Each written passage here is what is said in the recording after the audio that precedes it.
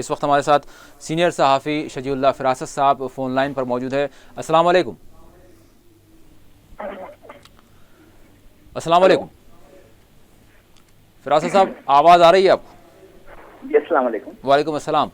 جی فراست صاحب, آج ہم پھر ایک بار بات کر رہے ہیں فلسطین کے حالات پر. تیسرا انتفاضہ شروع کیا گیا ہے. فلسطینی جو ایک نیوکلیئر طاقت اسرائیل کے روبرو اپنا ایک تیسری مزاحمت جو کبھی پتھر سے ہوا کرتی ہے تو کبھی چاقو سے, کس طرح سے دیکھتے ہیں آپ ایک بڑی, حالانکہ رقبے میں بہت چھوٹی ریاست ہے اسرائیل, لیکن ایک طاقتور اور ایک نیوکلیئر طاقت کے سامنے ایک انتفاضہ شروع کیا جا رہا ہے. کس طرح سے دیکھتے ہیں آپ, کیسی لڑائی ہے یہ؟ دیکھیے, آج فلسطینیوں کا وجود ہے اسی لیے کہ وہ مزاحمت کرنا سیکھ گئے ہیں. جی جی ان کے پاس ایک سلوگن بھی ہے, میں نے دیکھا فلسطینی نوجوانوں کے پاس ٹی شرٹس ہوتی ہے, وی ایگزسٹ بیکاز وی ریزسٹ. جی جی اور یہ انتفاضہ شروع ہو چکا ہے. گزشتہ دنوں ہم نے اپنے پروگرام میں بات کی تھی جب اگست کے مہینے میں, تو ہم نے اس بارے میں بھی اظہار خیال کیا تھا کہ حالات تیسرے انتفاضے کی طرف بڑھ رہے ہیں. اور جی آج وہی صورتحال ہے. اور اسرائیل واقعی ایک نیوکلیئر طاقت ہے, اور دنیا کی جو سپر پاور طاقت ہے اس کو جو ہے اس کی سرپرستی حاصل ہے امریکہ کی اسرائیل کو. اور ابھی ہم نے دیکھا کہ حال ہی میں جو دورہ ہوا نتن یاہو کا جی جی اوباما کے ساتھ, اگرچہ اس نے ان کی باڈی لینگویج میں جو ہے کچھ پیام دے رہی تھی کہ حالات دونوں شخصیتوں کے درمیان, اوباما اور نتن یاہو کے درمیان سب ٹھیک نہیں ہے, لیکن اس کے باوجود ان کے درمیان جو ہے یعنی ایک ڈیفنس ڈیل ہوئی اور بہت سارا پیسہ دینے کا وعدہ کیا گیا. اور اوباما نے کہا ہے کہ اسرائیل کا تحفظ امریکہ کی اولین ترجیح ہے. ایک بڑی طاقت کے سامنے یہ لوگ سینہ سپر ہیں اور اپنے حقوق کے لیے آواز اٹھا رہے ہیں. اور ابھی میں نے دیکھا کہ آج ہی اسرائیل کے خلاف ایک بیان آیا ہے حماس کا, اور انہوں نے کہا ہے کہ حماس کے خلاف اور فلسطینیوں کے خلاف جو کریک ڈاؤن ہو رہا ہے اسرائیل کا, ابھی کل رات کی ہی بات ہے کہ سینکڑوں یعنی گھروں پر دھاوے کرتے ہوئے رات کے وقت گرفتار کیا گیا لوگوں کو. اور اس بارے میں حماس نے رد عمل ظاہر کرتے ہوئے کہا ہے کہ اس کریک ڈاؤن سے, ان گرفتاریوں سے, زیادتیوں سے یہ انتفاضہ نہیں رکے گا, اور حالات بتا رہے ہیں کہ یہ تھمنے والا نہیں ہے. جی جی فراست صاحب, کیا آپ کو لگتا ہے کہ امریکہ ہر مرتبہ تجدید کرتا ہے اپنی تائید سے متعلق, جو اسرائیل کو وہ تائید کرتا آیا ہے, پھر اس کے بارے میں پھر ایک اپنی تجدید یا اعادہ کرتا ہوا نظر آتا ہے عالمی سطح پر, جس طرح سے اس کے بیانات آتے ہیں؟ یقیناً یعنی امریکہ کے دستور میں کئی ایسی شقیں ہیں جو بعض منظر عام پر ہیں. یعنی وہ کیا عوامل ہو سکتے ہیں جو اس کو مجبور کرتے ہیں کہ وہ ہر چند دنوں میں اعلان کرتا جائے کہ اس کی اسرائیل کے لیے اس کی تائید جاری رہے گی؟ کیا وہ عوامل ہو سکتے ہیں؟ دیکھیے, سب سے بڑی بات تو یہ ہے, یعنی جب بنیاد ڈالی گئی تھی اسرائیل کی, اور اس وقت جو برطانیہ سپر پاور تھا اس کی جگہ امریکہ نے لے لی, اور وہ شاید پابند ہے. اور اس کے علاوہ ایک بہت بڑی لابی کام کرتی ہے یہودیوں کی, صہیونیوں کی, اور اس کا بہت زیادہ اثر ہے. تو امریکہ کے حکمراں اور کئی یورپی ممالک کے حکمراں بھی اسرائیل کی اس لابی کے اثر میں ہیں, اور یہ لوگ جو ہے یعنی مجبور کرتے ہیں. اور معاشی مفادات بھی بڑی ایک عنصر ہے جس کی وجہ سے یہ لوگ پابند ہیں اسرائیل کے تحفظ کے, اس کی مدد کے. جی جی کنٹینیو کریں. جی جی فراست صاحب. ہاں, یہ عرض کر رہا تھا کہ بہت بڑی طاقتور لابی ہے, اور یہ لوگ یعنی متحمل نہیں ہو سکتے کہ اس لابی کے خلاف جائیں. اور اب تو امریکہ میں جو ہے بہت جلد صدارتی انتخابات ہونے والے ہیں, اور ایسے یعنی اگرچہ کہ نتن یاہو اور اوباما کے درمیان حالیہ عرصے میں تعلقات خراب رہے ہیں, اور خاص طور پر ایران کے ساتھ جو نیوکلیئر ڈیل ہوئی یعنی انتہائی یعنی تلخیاں پیدا ہو گئی تھی, اس کے باوجود تجدید عہد کیا گیا اسرائیل کا. اور یہ اس بات کا بھی ثبوت ہے کہ امریکہ میں انتخابات ہونے والے ہیں, اور ڈیموکریٹک پارٹی نہیں چاہے گی کہ اسرائیلی لابی کی تائید سے محروم ہو جائے. اسی لیے یہ لوگ, ان لوگوں نے معاہدات کی تجدید کی ہے, اور لاکھوں بلین ڈالر کی فوجی امداد دی جائے گی اسرائیل کو. اور بہت افسوس کی بات یہ ہے کہ امریکہ کے جو ٹیکس پیئرز ہیں ان کی طاقت سے فوجی امداد دی جائے گی اور اسی پیسے سے نہتے بے قصور فلسطینیوں کو ٹارچر کا نشانہ بنایا جائے گا، تشدد کا نشانہ بنایا جائے گا۔ جی فراست صاحب، سوال یہ ہے کہ کیا مسلم دنیا یا عرب دنیا جو ہے وہ یہ مانتی ہے کہ اسرائیل واقعتاً فلسطینیوں پر ظلم ڈھا رہا ہے؟ اگر وہ مانتے ہیں، اس بات پر ان کا اتفاق ہے، تو پھر سوال یہ اٹھتا ہے کہ جو شام کے عسکریت پسند ہیں یا دہشت گرد ہیں، یا پھر جو افغانستان کے یا پھر جو کچھ عراق میں ہو رہا ہے، یہاں پر جو ایک اتفاق رائے کے ساتھ مکمل اعانت کی جا رہی ہے ان عسکری گروپوں کی، تو کیا اس طرح کی مدد فلسطینی جو مجاہدین ہیں، مزاحمت کار ہیں، ان کو بھی دی گئی یا دی جا رہی ہے؟ دیکھیے، یعنی خطے کی سب سے بڑی طاقت ہے مسلم طاقت سعودی عرب، اور سعودی عرب کا جو قیام عمل میں آیا تھا وہ انہی لوگوں نے قیام عمل میں لایا سعودی عرب کا خلافت عثمانیہ ٹوٹنے کے بعد، جن لوگوں نے اسرائیل کو وجود میں لایا۔ یعنی وہ کہنے کا مطلب یہ ہے کہ سعودی عرب جو ہے وہ یعنی مغرب کا ممنوع احسان ہے، اور وہ کبھی بھی امریکہ کی اور مغربی ممالک کی مخالفت میں نہیں جا سکتا۔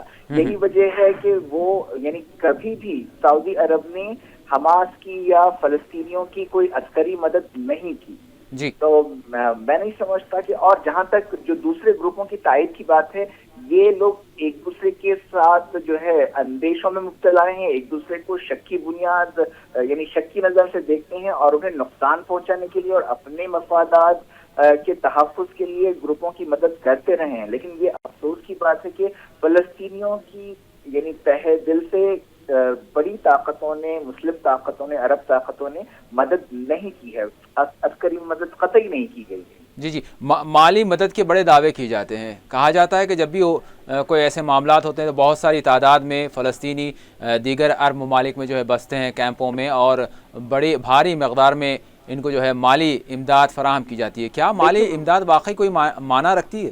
دیکھیے، مالی امداد دی جاتی ہے، لیکن یہ کتنے افسوس کی بات ہے کہ یہ مالی امداد اسرائیل کے توسط سے دی جاتی ہے، کیونکہ ایک تو غزہ پٹی کی ناکہ بندی ہے، اس کا جو ہے کسی سے رابطہ نہیں ہو سکتا غزہ کے لوگوں سے اور وہاں کے جو بھی حکمراں ہیں ان سے، تو یہ امداد بھی اسرائیل کے توسط سے عالمی نگرانی میں ہو کر جاتی ہے۔ اور یہ صحیح، یعنی جب اسرائیل جو بہت مخالف ہے اور دشمن طاقت ہے، وہ کس طرح سے جو ہے جو صحیح ٹارگیٹڈ امداد ہے اس کو نہیں پہنچا سکتا، تو یہ افسوس کی بات ہے۔ اگر یعنی سب سے بڑی بات کہ سنجیدہ کوششیں ہونی چاہیے، سفارتی طریقے سے، عسکری طریقے سے، ہر طرح سے دباؤ ڈال کر فلسطینی ریاست کے قیام کو یقینی بنانا چاہیے، لیکن یہ لوگ اتنا دم خم نہیں دکھاتے ہیں۔ اور میں دیکھوں کہ آج یا کل ہی جو ہے غالباً پیر کو یعنی عرب لیگ کا ایک ہنگامی اجلاس ہوا ہے، لیکن مجھے افسوس کے ساتھ کہنا پڑ رہا ہے کہ اس میں یعنی ایک آدھ تنقیدی بیان کے سوا کوئی ٹھوس بات سامنے نہیں آئی ہے کہ فلسطینیوں کے مسائل کو حل کیا جائے گا، یا کوئی ایسا روڈ میپ تیار نہیں کیا گیا، پیش نہیں کیا گیا۔ لیکن فراست صاحب ایک چیز یہ جو علامتی نوعیت کا ایک روایت تو یہ بنی ہوئی ہے کہ بیانات ضرور آتے ہیں، بیانات دیے جاتے ہیں کہ ہم فلسطینیوں کے ساتھ ہیں، فلسطینیوں کی مدد کی جائے گی اور اسرائیل کا دفاع کیا جائے گا، لیکن یہ بیانات پر عمل آوری کوسوں دور نظر آتی ہے۔ یہ بیانات طویل عرصے سے دیے جاتے رہے ہیں، اسرائیل قائم ہو 1948 میں تب سے بیانات دیے جا رہے ہیں، لیکن ان بیانات کے نتیجے میں کیا ہوا؟ 1948 میں جس سائز کا اسرائیل تھا وہ بڑھتے بڑھتے اتنا بڑا ہو گیا ہے، اس نے شام کے علاقے پر قبضہ کر لیا ہے، مصر کے علاقے پر قبضہ کر لیا ہے، اردن کے علاقوں پر قبضہ کر لیا۔ بیانات کا سلسلہ تو چلے آ رہا ہے، لیکن آج تک کوئی ٹھوس کوششیں نہیں ہوئی کہ اس سے وہ علاقے لیے جائیں، اور جو معاہدہ ہوا تھا، اوسلو معاہدہ ہوا، کیمپ ڈیوڈ معاہدہ ہوا، لیکن اس کے نتیجے میں کچھ نہیں ہوا۔ بلکہ دوسری طرف ہم دیکھیں کہ یہودی بستیاں پھیلتی جا رہی ہیں۔ پہلے ایک مسئلہ تھا کہ یعنی یہودی بستیوں کا پھیلاؤ ایک بہت بڑا مسئلہ تھا، اور اسی وجہ سے فلسطینیوں اور اسرائیلیوں کے درمیان جو ہے یعنی امن بات چیت میں رکاوٹیں پیدا ہوتی تھیں۔ لیکن اب یہ ایک بہت بڑا مسئلہ جو آ گیا ہے وہ مسجد اقصی کے تقدس کی پامالی اس طرح سے کی گئی اگست کے مہینے میں جس کی کوئی نظیر نہیں ملتی، اور اسی وجہ سے یہ موجودہ حالات پیدا ہوئے ہیں۔ اور اسرائیل نے جو جرت کی ہے مسجد اقصی کی اس طرح سے یعنی تقدس کو پامال کرنے کی، وہ اس وجہ سے اس کی یہ جرات ہو سکی ہے کہ مسلم ممالک آپس میں ایک دوسرے کے ساتھ دست و گریباں ہیں، اور اس صورتحال میں اس نے بآسانی یعنی مسجد اقصیٰ کی تقدس کی پامالی کی، اور مسلم ممالک اس پر کچھ یعنی زبانی جمع خرچ کے سوا کچھ نہیں کر سکے۔ اور جی جی آج جو کچھ ہو رہا ہے فلسطین میں، جو انتفاضہ شروع ہوا ہے نہ صرف پتھر سے بلکہ دوسرے ذرائع سے، وہ اسی یعنی جو پانی سر سے یعنی حد پار کر دی تھی اسرائیل نے مسجد اقصیٰ کی پامالیوں کی۔ اور میں دیکھوں کہ یہ ایک اقصیٰ فاؤنڈیشن ہے، اس کی آپ رپورٹس ملاحظہ کریں، جی جی اسرائیل ایک سازش کے تحت مسجد اقصیٰ کو ڈھانے کی تیاری کر رہا ہے، اس کی بنیادیں کھوکھلی کر رہا ہے۔ اتنا سب کچھ ہونے کے باوجود مسلم ممالک اس مسئلے کی طرف جو ہے بالکل بھی توجہ نہیں دے رہے ہیں۔ یہ بہت ہی افسوس صاحب، مکہ المکرمہ ہے، اس کے بعد مدینہ پاک ہے، اس کے بعد بیت المقدس کا مقدس ترین جو 3 مقامات ہے بیت المقدس کا نمبر آتا ہے، تو اس سلسلے کے تحت کیا آج جو عوام ہے، جو دیگر مسلم ممالک میں رہنے والے بسنے والے ہیں، یہ بھی آج بیت المقدس کی حقیقی معنوں میں جو اس کا تقدس ہے یا اس کی اہمیت ہے یا اس کے لیے جو فلسطینی مزاحمت کر رہے ہیں وہ بھی آج غافل ہیں؟ کیا سمجھتے ہیں آپ، کیا شعور بیداری کی ضرورت ہے؟ یقیناً ہے، یعنی بہت سارے لوگ اس کی اہمیت سے واقف نہیں ہیں۔ اور میں آپ کو بتاؤں یعنی یہ تو پتا ہے کہ بھائی مقدس مقام ہے، لیکن اس کا مسئلہ کیا ہے اور وہاں پر کیا چل رہا ہے اور کون خابث ہیں اور کون مزاحمت کر رہا ہے، یہ بڑا ہی اہم معاملہ ہے۔ کنٹرول تو عملاً اسرائیل ہی کر رہا ہے، اور یعنی ایک مسلسل ایسی کوشش کی جا رہی ہے کہ مسجد اقصیٰ جو اصل ہے اس کے بجائے اس کے سامنے ایک اور کوئی ڈھانچہ ہے، اسے نمایاں کر کے اتنی تشہیر کی جاتی ہے، اور لوگ سمجھتے ہیں دنیا بھر کے بھولے بھالے لوگ کہ مسجد اقصیٰ وہی ہے، لیکن وہ مسجد اقصیٰ نہیں ہے، وہ اس کا کوئی دوسرا نام ہے، گنبد صخرہ جو پیلے رنگ کا جو نظر آتا ہے، یہ لوگ یہ گنبد صخرہ کو جو ہے مسجد اقصیٰ کے طور پر پیش کیا جاتا ہے، تاکہ اصل مسجد یعنی جو عقب میں جو واقع ہے دوسرا، اس کو جو ہے چھپایا جاتا ہے، اسے یعنی ایک مسلسل دانستہ کوششیں ہو رہی ہیں کہ مسجد اقصیٰ کی اصل شکل لوگوں کے سامنے نہ آئے، تاکہ لوگوں کی توجہ وہاں پر ہے، اور آسانی سے یعنی صہیونی اور یہودی اپنے جو ناپاک مقاصد ہیں مسجد اقصیٰ کے حوالے سے ان کو یعنی ان پر عملی جامہ پہنانے کے لیے یعنی اگر وہ ایسی کوئی کوششیں کرتے ہیں یعنی اس کے تقدس کی پامالی کے لیے یا اس پر یعنی ان کے جو بھی ہیکل سلیمانی کے حوالے سے جو عزائم ہیں ان پر عمل کرتے ہیں، تو کوئی زیادہ شور نہ ہو، اس مقصد سے یہ لانگ ٹرم منصوبہ ہے۔ اس کے لیے جو دوسری جو ڈھانچہ ہے اسے نمایاں کیا جاتا ہے، اور یہ ظاہر کرنے کی کوشش کی جاتی ہے کہ یہی مسجد اقصیٰ ہے۔ یہ بھی سننے میں آتا ہے کہ وہاں کی جو زمینیں کھودی جا رہی ہیں، بیت المقدس کے اطراف و اکناف زمینوں میں جو ہے سرنگیں کی جا رہی ہیں، یہ کیا معاملہ ہے؟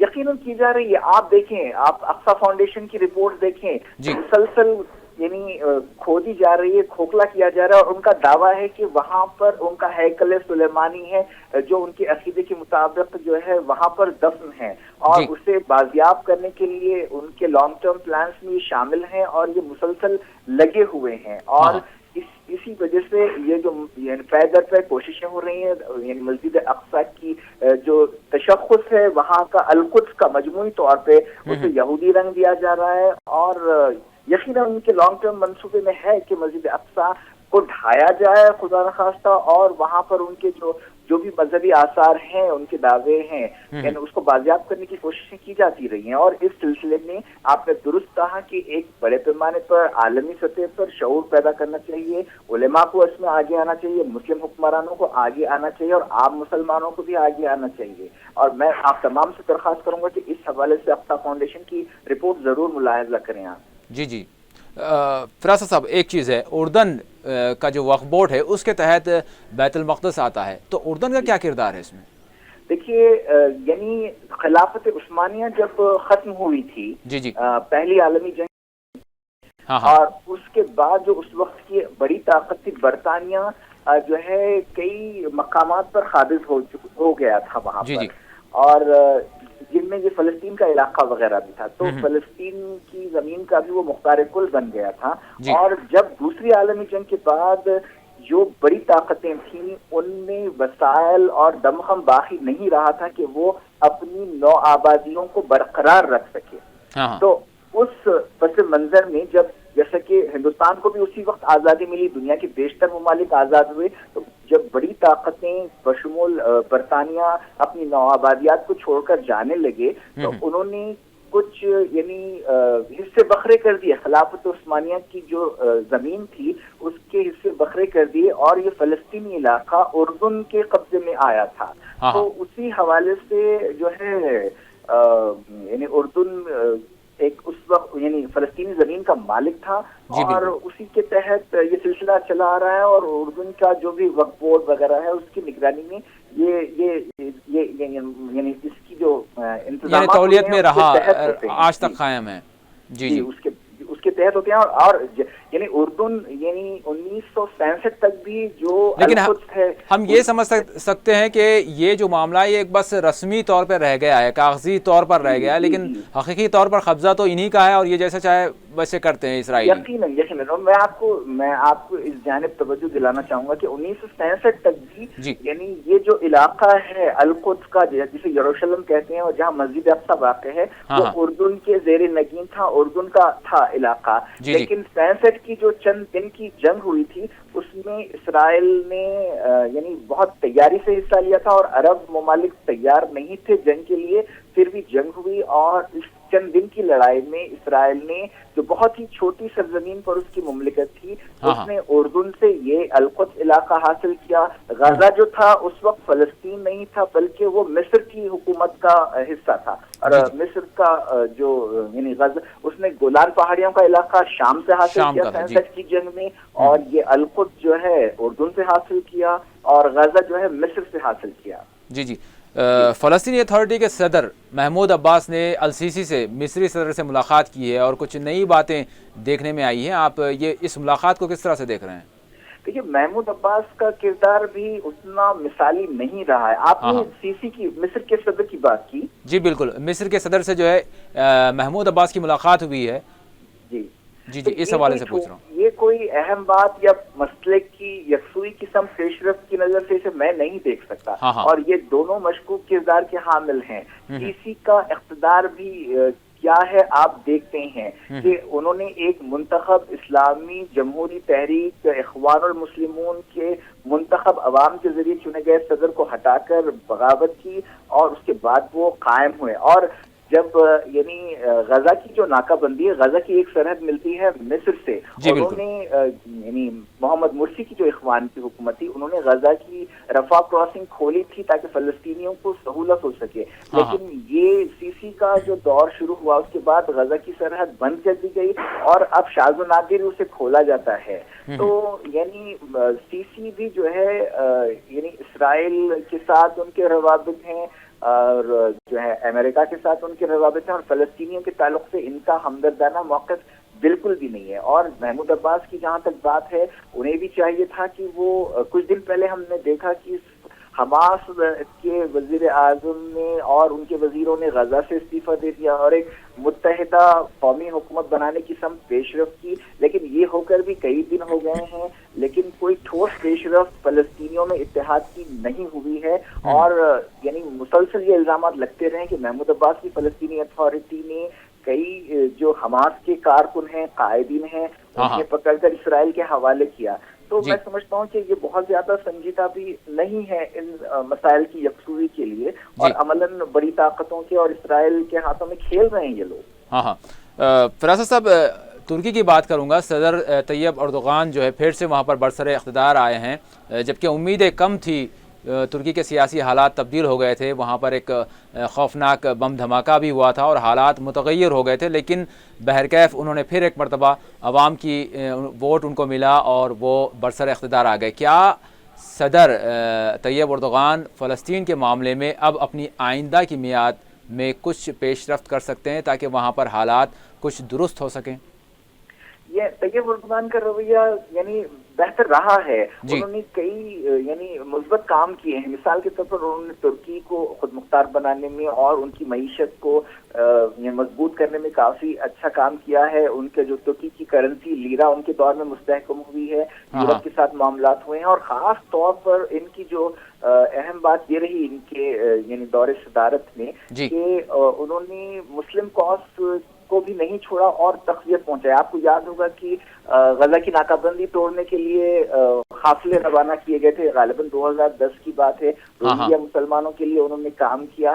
وہ سنجیدہ تو ہیں اور یقیناً ان سے امید رکھی جا سکتی ہے, لیکن مجھے صرف ایک جگہ مایوسی ہوتی ہے کہ مشرق وسطیٰ کے جو موجودہ بحران بالخصوص عرب بہار کے بعد کے حالات ہوئے ہیں ان سے وہاں پر کچھ غلطیاں ہوئی ہیں.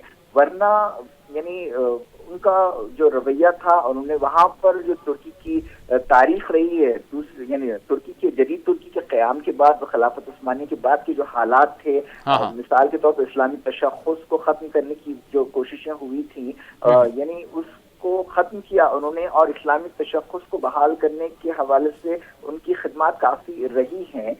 لیکن یہ جو خاص طور پر مشرق وسطیٰ کی جو عرب بہار کے بعد کے حالات ہیں اس کے نتیجے میں کسی قدر بدامنی پیدا ہوئی ہے اور اس میں ان کا رول رہا ہے. لیکن مجموعی طور پر فلسطینیوں کے حقوق کے تحفظ کی جہاں تک بات ہے اس میں وہ سنجیدہ ہیں, اس بارے میں کوئی شک و شبہ نہیں ہے. لیکن ضرورت اس بات کی ہے کہ یہاں پر صرف ترکی اکیلا کچھ نہیں کر سکتا. تمام مسلم ممالک کو بشمول یعنی سعودی عرب کو اور اس میں ایران کو بھی ساتھ لینا پڑے گا, کیونکہ فلسطینی کاز کی اور خاص طور پر فلسطین کی مزاحمت اور ان کی عسکری تحریک کی سب سے زیادہ مدد ایران نے ہی کی ہے. تو کہنے کا مطلب یہ کہ تمام مسلم ممالک کو اپنے حقیر مفادات سے بالا تر ہو کر یہ کام کرنا پڑے گا, یہ کاز اٹھانا پڑے گا, تب کہیں جا کر مسائل حل ہو سکتے ہیں. یہ بڑی طاقت ہے اسلامی دنیا کی. ترکی ہو یا سعودی عرب ہو اور ایران ہو, انہیں اپنے شکوک و شبہات سے بالا تر ہو کر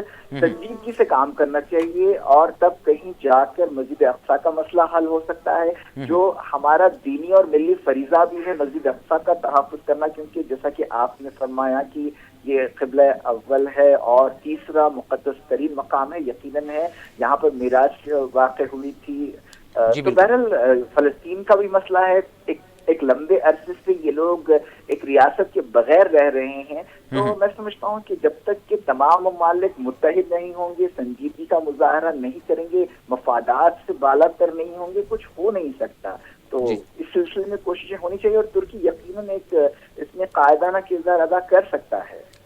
فراست صاحب, آخری سوال آپ سے کروں گا تاکہ ہمارے ناظرین بھی جو ہے ایک عام انداز میں سمجھ سکیں. آپ کیا پیغام دیں گے کہ فلسطین کے مسئلے کے لیے کس طرح سے پیش رفت ہو؟ یقیناً آپ نے خلاصہ کیا ہے اپنی پیشتر گفتگو میں, لیکن میں پھر ایک بار چاہوں گا کہ آپ ایک پیغام دیں جس سے عام ذہن, عام جو مسلمان یا عام سیکولر جو انسانیت کے ناطے اپنا کچھ رول رکھتا ہے, ہر شہری, وہ کس طرح سے دیکھے اس مسئلہ فلسطین کو اور اس کا کس طرح سے کن بنیادوں پر حل ہونا ضروری ہے اور کس طرح سے اس کو نظر انداز کر دیا گیا ہے. دیکھیے, یہ ایک ایسی قوم ہے جو گزشتہ یعنی 6-7 دہوں سے مسلسل جدوجہد کر رہی ہے. کئی بدترین سانے ہوئے وہاں پر میں دیکھ رہا تھا کہ ابھی حالیہ جو انتفاضہ ہوا ہے اکتوبر کے بعد سے 80 لوگ کوئی جاں بحق ہوئے ہیں اور ان میں افسوس کی بات یہ ہے کہ شیرخوار بچے تک شامل ہیں. اور میں نے آج ایک ویڈیو دیکھا ہے کہ اس میں ایک 13 سالہ بچے کو جو ہے بری طرح سے ٹارچر کر کے اقبال جرم کے لیے مجبور کیا جا رہا ہے. کہنے کا مطلب یہ ہے کہ ان کی بہت زیادتیاں ہوتی رہی ہیں فلسطینیوں پر اسرائیل کی طرف سے, جو خود اس کا جو وجود ہے وہ یعنی اس کی جو بالکل جائز بنیادیں نہیں ہیں. وہ ایک غاصب طاقت ہے, فلسطین کی ایک بڑی زمین پر وہ قابض ہے اور مسلسل ظلم کیے جا رہا ہے. ان کے مکانات ڈھائے جا رہے ہیں, انہیں ان کی یعنی گھروں سے بے دخل کیا گیا ہے اور یہ لوگ بے وطن ہو گئے ہیں. ان کی کوئی ریاست نہیں رہی ہے, ان کی سرزمین پر یہ لوگ اجنبی ہو گئے ہیں. کہنے کا مطلب اتنی زیادہ جو مسائل سہتے رہے ہیں وہ لوگ, تو یقیناً. اور میں آپ کو بتاؤں اس جواب کے سلسلے کے طور پر مجھے یہ بھی ایک بات یاد آ گئی کہ دنیا میں آج جو کچھ بھی ٹیررزم وغیرہ پایا جاتا ہے, میں سمجھتا ہوں کہ اس کی 2 وجوہات ہیں, 2 مین ریئل کازز ہیں. ایک تو یہ کہ فلسطین کے مسئلے کو جو ادھورا چھوڑ دیا گیا، اسے حل نہیں کیا گیا. آپ دیکھیں کہ یہ معاملات تو یہ اب آ رہے ہیں کہ دہشت گردی وغیرہ، لیکن آج آپ 20-30 سال پہلے چلے جائیں تو یہی ایک مسئلہ تھا جس کی وجہ سے کچھ ایسے واقعات ہوتے تھے. اور میں سمجھتا ہوں کہ دہشت گردی کی 2 وجوہات کا میں نے ذکر کیا ہے خون خرابے کا جو بھی ہو رہا ہے دنیا میں. ایک تو یہ کہ یہ حل طلب مسئلہ ایسے ہی چھوڑ دیا گیا اسے، اور دوسرا اور اس پر جو عالمی طاقتوں کی خاموشی ہے، خاص طور پر امریکہ کی خاموشی ہے اور اس کا جو تعاون کا رویہ نہیں ہے اس مسئلے کی یکسوئی کے حوالے سے، یہ ایک بات. اور دوسرا جو مسئلہ ہے جس وجہ سے دنیا میں دہشت گردی پیدا ہوئی ہے اور یہ حالات پیدا ہوئے ہیں، ہر طرف یعنی خون بہ رہا ہے، وہ سوویت یونین نے جو افغانستان پر قبضہ کیا تھا اور اس پر جو امریکہ نے جو سوویت یونین کے ساتھ اس وقت کی دوسری سپر پاور تھا اس کا جو ریئیکشن تھا، جو پالیسیاں اس نے اپنائی اور سوویت یونین کو ہرانے کے لیے اور اس کو ٹکڑے کرنے کے لیے جس طرح جہاد کی تعلیم میں دلچسپی لی گئی اور ٹیررزم کو ہوا دی گئی. بہرحال یہ دو جو واقعات ہیں، یعنی سوویت یونین کا افغانستان پر قبضہ اور فلسطین کا مسئلہ جو حل نہیں کیا گیا، اس پر عالمی طاقتوں بالخصوص امریکہ کا جو رد عمل رہا، جو رویہ رہا، اس وجہ سے یہ تمام مسائل پیدا ہوئے ہیں. اب ہم آتے ہیں کہ فلسطینیوں کا ہم ذکر کر رہے تھے کہ اتنی تکلیفیں، اور یہ جو یعنی مغربی دنیا بھی ان مسائل پر جو اس کا رد عمل رہا ہے، اس کا یہ مطلب نہیں ہے کہ وہ لوگ بھی پرسکون ہیں. خود ان کی سرزمینوں تک مسائل پہنچ گئے ہیں اور کوئی یعنی امریکن شہری ہو یعنی سینس آف سیکیورٹی کے ساتھ پھر نہیں سکتا جب تک کہ یہ مسائل حل نہیں ہو جاتے. تو کہنے کا مطلب یہ ہے کہ اتنے سارے یعنی مظالم فلسطینیوں پر ڈھائے گئے ہیں. ابھی ہم نے دیکھا کہ ان کے گھر گرائے گئے، ان کا خون بہ رہا ہے، بچے ہیں، یعنی عصمتیں لوٹی گئیں اور خون بہایا گیا. بہرحال کہنے کا مطلب یہ کہ ان زیادتیوں پر جو اچھے لوگ ہیں، جو صاحب ضمیر لوگ ہیں، انسانیت کے ناطے سے، یہ بات صرف مسلمانوں کی نہیں ہے بلکہ ظالم اور مظلوم کی ہے. مظلومین کا ساتھ دینا چاہیے اور دنیا کی آنکھیں کھلنی چاہیے اور یعنی انہیں آگے آنا چاہیے. ہندوستان ہو، اور ہندوستان تو خاص طور پر جواہر لال نہرو نے بہت اچھی پالیسی کی بنیاد رکھی تھی، غیر جانبدار بلاک بنایا تھا اس وقت، اور فلسطین کاز کا حامی رہا ہے ہندوستان ہمیشہ سے. لیکن حالیہ عرصے میں کچھ یعنی اسرائیل کے تعلق سے پالیسی خطرے تبدیل ہوئی ہے، اور اس کا سلسلہ شروع ہوا تھا نرسمہا راؤ کے دور میں جب اسرائیل کو تسلیم کیا گیا اور اس کے ساتھ راؤ رسم بڑھائی گئی. کہنے کا مطلب یہ ہے کہ ان مظالم کو جب تک یعنی توجہ نہیں دی جائے گی انہیں روکنے کی اور مسائل حل نہیں کیے جائیں گے، یہ مسائل اور بڑھیں گے، نئے نئے مسائل پیدا ہوں گے. تو یعنی تمام مہذب دنیا کو انسانیت کی خاطر، امن کی خاطر آگے آنا چاہیے اور سنجیدگی سے ان مسئلے کو حل کرنا چاہیے. اور یعنی ایسا نہیں ہے کہ مسئلے صرف جنگوں کے ذریعے حل ہوتے ہیں. یعنی جنگ تو خود ہی ایک مسئلہ ہے، جنگ کیا مسئلوں کا حل دے گی. ایک مصرع مجھے بہت پسند ہے، غالباً ساحر لدھیانوی کا ہے. لیکن بعض اوقات عسکری طاقت کے ذریعے بھی مسائل حل ہوتے ہیں. بہرحال ایک توازن ہونا چاہیے سفارتکاری کا اور عسکری دباؤ کا، اور تمام ممالک کو بھی مساعی کرنی چاہیے، اخلاقی دباؤ ڈالنا چاہیے. صرف زبانی باتوں سے کچھ ہونے والا نہیں ہے. اور جو سمبولک میجرز ہیں جیسا کہ گزشتہ دنوں اقوام متحدہ کے ہیڈ کوارٹر پر فلسطین کا جھنڈا لہرایا گیا، یہ صرف علامتی حیثیت ہے اس کی. یعنی سنجیدگی سے ٹھوس کام کرنا چاہیے. چلیے اب ایسی کوئی طاقت دنیا میں نہیں ہے، پہلے کا دور نہیں ہے کہ ہم بالکل بھی نہیں مانیں گے. یعنی side by side 2 state solution ہو سکتا ہے، 2 ریاستی جو حل کی بات ہے وہ ہو سکتی ہے. اور اس کے لیے شرط یہ ہے کہ سنجیدگی سے کام کرنا چاہیے اور فلسطینیوں کو بھی انسان سمجھنا چاہیے، اور تب کہیں جا کر کچھ بات بن سکتی ہے. یقیناً. بہت بہت شکریہ فراست صاحب، آپ نے وقت دیا. جی شکریہ.